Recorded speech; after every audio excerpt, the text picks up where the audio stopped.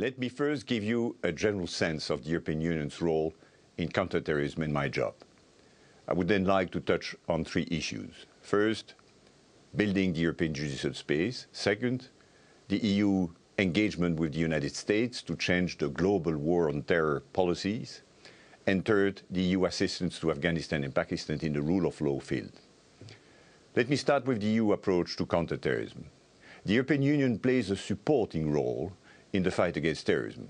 Member States have the primary responsibility. In 2005, the European Union counterterrorism strategy was adopted by the European Council, heads of state and government. It has four strands: prevent, protect, pursue, and respond. It also underlines the importance of international cooperation. My job was created by the European Council in 2004 to coordinate implementation of the European Union counterterrorism strategy, to evaluate progress and to improve communication with third countries. I have been in the post since 2007.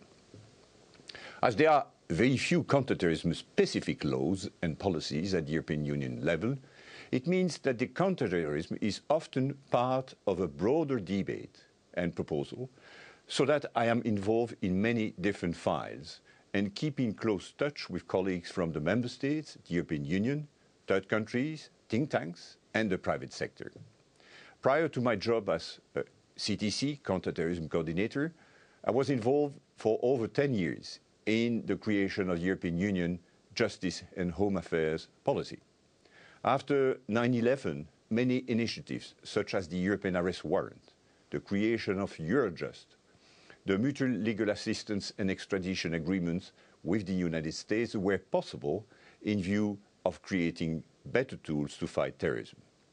The EU treaties say that national security remains the sole responsibility of the Member States. This means that the activities of the intelligence and security agencies are outside the EU remit.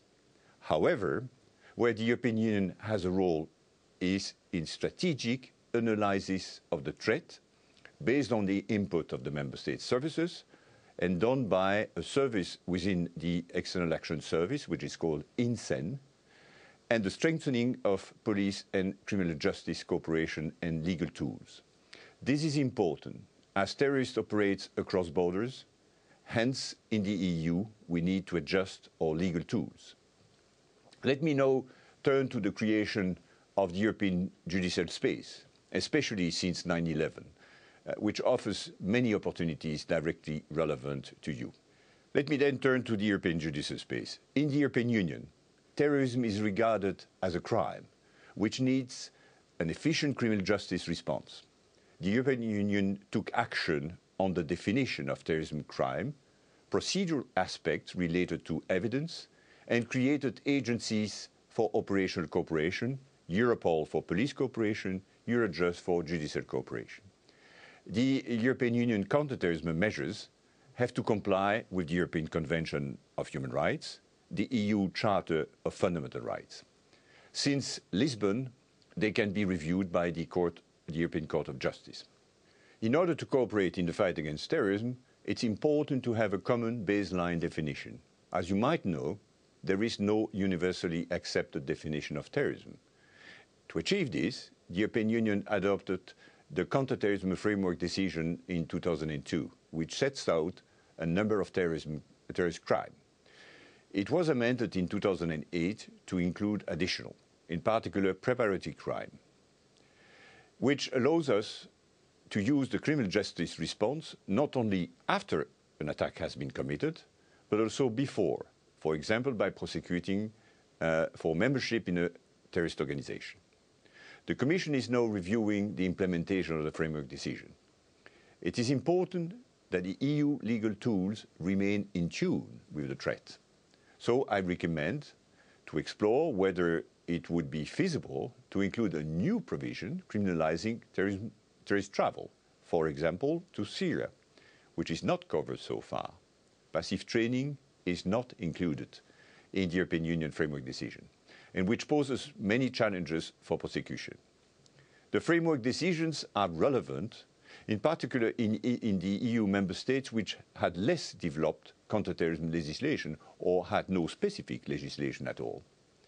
To implement it, member states had to update their laws.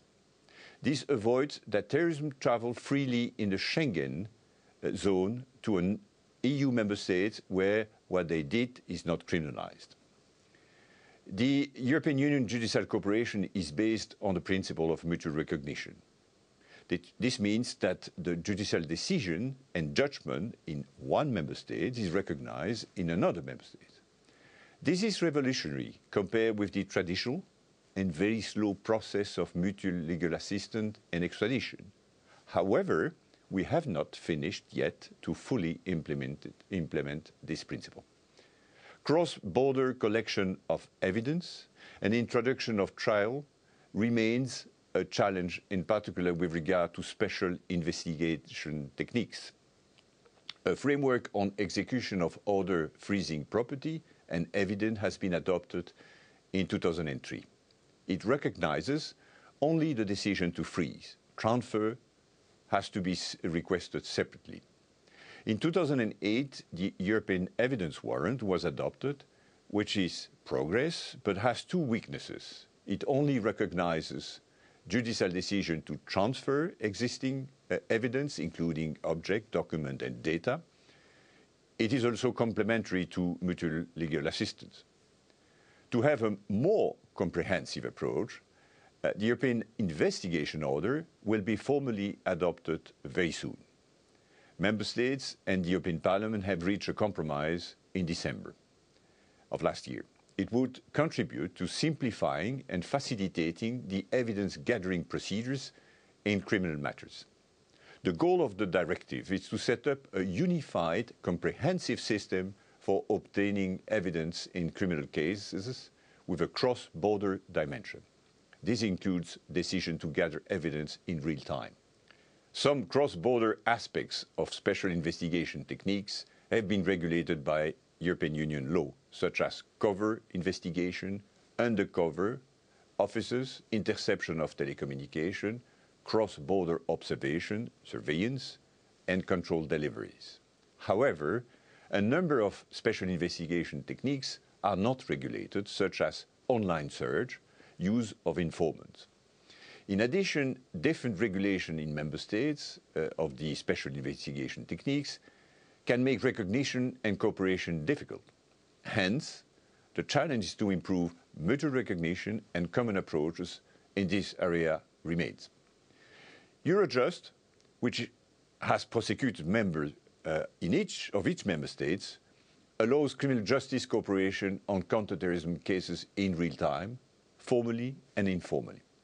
Strategic and tactical meetings allow to compare best practices, to address particular challenges and discuss ongoing investigation. The Terrorist Convictions Monitor summarizes in English important counterterrorism judgment in the member states so that courts in other member states have this at their disposal. It can, for example, be relevant in finding reasons to argue which sub-organization of the PKK are terrorist group, or how to deal with a common problem such as PKK propaganda television, Rush TV, which relocates to different member states. Tactical meetings have taken place on foreign fighters traveling to Syria and on the PKK recently, and allowed investigators and prosecutors to discuss their approaches to threats which are similar across Europe. Member states can ask to put in place joint investigation teams, which are financed by Eurojust and which allow investigators and prosecutors from various member states to work together in a case in a more structured way. Case coordination can take place at Eurojust, for example, to time arrests across Europe. Europol and Eurojust can provide assistance to member states' investigations and prosecution upon request, such as Europol did in Bulgaria after the Burgas attack. Databases and other expertise in Europol can help counterterrorism investigation. I believe that these tools could be used even more in cross-border investigation and prosecution. You can be in touch informally with your country's representative at Eurojust to explore how to use these tools more proactively. These tools are pragmatic, and many of them are informal. I have supported a process of seminars from 2010 to 2012 on the judicial dimension of counterterrorism, bringing together practitioners from the member states and identifying gaps and challenges for the European Union. A follow-up project with the École nationale de la magistrature, the French judicial school, has started, and I hope to see many of you in this context. We need input from you, what you need in terms of stronger cooperation on cross-border cases. The European Union can also help to strengthen relations with third countries in the judicial field, such as by mutual legal assistance and extradition treaties, which offer a modern EU-wide framework with third countries and or associating them to the work of Europol and Eurojust. I strongly believe that we should associate more our southern neighborhood to our judicial work, such as Europol and Eurojust. A project with United Nations Office of Drug Control and the United States Counter-Terrorism Directorate will start this year to help the transition from confession-based to evidence-based counter-terrorism prosecution in the Maghreb. Let me now turn to the links to the United States and contribution of the European Union to change the global war on terror approach. The European Union did not share the US approach taken after 9/11 of a global war on terror. According to our view, there is no global armed conflict against Al-Qaeda, an associated force in the legal sense. Hence, outside a specific armed conflict, such as in Afghanistan, for example, a criminal justice approach to counterterrorism applies, and not international humanitarian law. The European Union was concerned about the United States policies taken under the Bush administration, such as Guantanamo, enhanced interrogation techniques, and secret detention, as well as the military commission. Since 2006, legal advisors of the European Union, including member states, and the United States have engaged in an in-depth dialogue on counterterrorism and international law, where all these issues were discussed. The EU very much welcomed the policy changes introduced by President Obama when he took office. The end of enhanced interrogation, the end of secret detention, and the intended closure of Guantanamo within a year.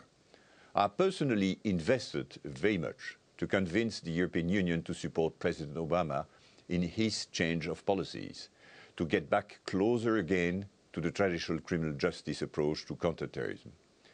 The European Union adopted a framework which allowed member states to accept Guantanamo detainees, and around 25 detainees were resettled in European Union member states and Schengen partners. This is a lot compared to only one detainee having been transferred to the United States. I also testified at the Detention Policy Review Task Force to encourage the change of paradigm. What we see now is a policy preference for the criminal justice approach which President Obama has expressed, such as demonstrated by the Wazami case, where a terrorist suspect arrested abroad was first interrogated on a US warship under international humanitarian law and then moved to the US for trial. We also appreciate indication from the President that the war against Al-Qaeda and associated force will end at some future point. There has not been a full alignment yet with the EU approach. Especially Congress is favoring the war approach for foreign terrorist suspects. It adopted the NDAA, the National Defense Administration Act, which creates default military detention without trial for foreign terrorist suspects have been involved in a plot or an attack, even when arrested in the United States. The European Union was concerned about this and, upon request by the US, provided input to the administration regarding the implementation of the NDAA. Concerns were addressed by President Obama to a great extent so that counterterrorism cooperation could continue. The European Union also engaged with the United States in a dialogue on data protection, privacy and oversight aspects of surveillance after the Snowden revelations. A contribution was made to the review process, while European Union concerns have only been addressed partially so far. Recognition of impact on allies was very clear in President Obama's speech, what was very much appreciated. I very much hope that the United States will return to the criminal justice approach in the future, as they have a very strong and capable criminal justice system. Respect of the rule of law is key to fight terrorism successfully in the long term and sets an example to third countries. Let me now turn to Afghanistan and Pakistan. I have been personally very involved in getting the European Union to start financing capacity building projects in third countries. They are implemented by member states experts. EU projects focus mainly on the strengthening of the criminal justice response to the fight against terrorism in full compliance with the rule of law and human rights, and prevention of violent extremism. It is striking how many difficulties countries facing challenges of terrorism have in successfully prosecuting terrorism suspects. Many take an overly military or repressive approach, which can fuel resentment and further radicalization. Prosecutors and other law enforcement and justice officials from the European Union member states play an important role in implementing European Union criminal justice projects in third countries. Let me give you the example of Afghanistan and Pakistan. 2014 is a critical year for Afghanistan, and although it remains difficult to predict how the situation in Afghanistan will evolve in the coming months and years, I believe that progress will in part depend on our efforts in assisting Afghanistan. The European Union is currently still working on a new strategy for Afghanistan that should be ready for endorsement by the second quarter of 2014. State building, and in particular, rule of law and respect for human rights should and will be a crucial element of our assistance. Notwithstanding numerous difficulties, the European Union has made a substantial contribution to strengthening civilian policing and rule of law in Afghanistan since 2002. That contribution has been critical in sustaining the Afghan National Police as an institution and developing Afghan capacities in civilian policing and rule of law. EU assistance is currently provided through development programs and through the European Union Police Mission to Afghanistan, which is called EUPOL. At present, EUPOL mission is focusing on the development of civilian policing and its connection to the criminal justice system. As its mandate runs until the end of 2014, a strategic review is currently under discussion, and a decision on its mandate beyond 2014 should be taken soon. Through its development instruments, the European Union principally funds salaries and provides on a limited basis support for capacity building and community policing. Since 2002, some 412 million euro have been allocated for that purpose, making the European Union one of the largest contributors to the Law and Order Trust Fund for Afghanistan. The European Union is also supporting judicial reform, especially the Justice Service Delivery Project, mainly through the World Bank-managed Afghanistan Reconstruction Fund. In terms of achievement, I think that the overall level of competence of police and prosecutors has significantly increased. By the end of 2014, training will be in Afghan hands, and the process of basic training will be largely self-sustaining. Community policing, intelligence-led policing, criminal investigation and anti-corruption capacity will exist, but unfortunately could not yet be considered to be operational in a sustainable way. Police-prosecutors cooperation is on the right track, but still at an early stage, and the current weakness links in the chain, court and judges, are not currently included in EUPOL area of capacity building, as not being part of its mandate. Mainstreaming gender-sensitive practices and human rights awareness into the law enforcement authorities has not been successful. We remain very concerned about human rights, in particular the situation of women and girls. Sustained improvement of human rights will require systemic judicial reform. The government of Afghanistan has unfortunately not been willing to invest the necessary political capital to reform the judicial sector. The police sector has always been better financed than the justice sector, and the modernization of the justice sector has not become a political priority, neither within all parts of the international community nor within the Afghan government. Yet, the implication of a large and powerful force of trained police without an effective judiciary to implement the rule of law are very considerable. This is why I believe that the European Union has to continue to support Afghan efforts to strengthen the justice sector beyond 2014. Unfortunately, the sustainability of our work will not only depend on training and funding, but also on progress with regard to the overall security and macroeconomic situation and political willingness. Political willingness, or rather the lack of, has also been a decisive factor in the European Union work in Pakistan, especially with regard to the rule of law. The European Union has invested a lot in the field of criminal justice and the rule of law in the past years, but progress is limited. There are still major challenges throughout the justice sector. The process from criminal investigation, law enforcement, to the implementation of justice by prosecution and trial is extremely weak and not well functioning. This results in high acquittal rate of up to 90% for serious crime cases including terrorism. Besides, resulting in a complete lack of trust of the Pakistani citizens in the criminal justice system, another striking consequence is that many of the acquitted suspects reassume criminal and terrorist activities.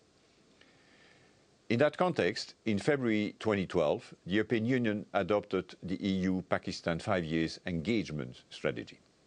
Under this plan, both sides committed to comprehensive cooperation on counter-terrorism and in a number of related areas. The engagement strategy was followed by the adoption of the EU counter-terrorism and security strategy on Pakistan and 2 action plans, one on counter-violent extremism and the other one on the rule of law, which were presented to the government of Pakistan in July 2013. Unfortunately, there has not yet been any follow-up from the Pakistani side. The action plan on the rule of law seeks to capitalize on existing EU work, such as the completed €15 million civilian capacity building for law enforcement program, which we call the CCBLE, in KP and Punjab, that provided technical assistance to law enforcement agencies and prosecution services, and the current €1.8 million UK-led CAPRI initiative in Punjab, meant to improve the ability of Punjabi agencies to successfully investigate, prosecute, convict, and detain terrorists. Building on the CCBLE lessons learned, the European Union is currently developing a €25 million follow-up program in KP that will focus on the development of investigation and prosecution skills, and especially in terrorist case, but it will be integrated in a broader rule of law agenda. So the European Union is scaling up its intervention in the rule of law sector in Pakistan, but it's clear that our efforts will require patience and a long-term commitment.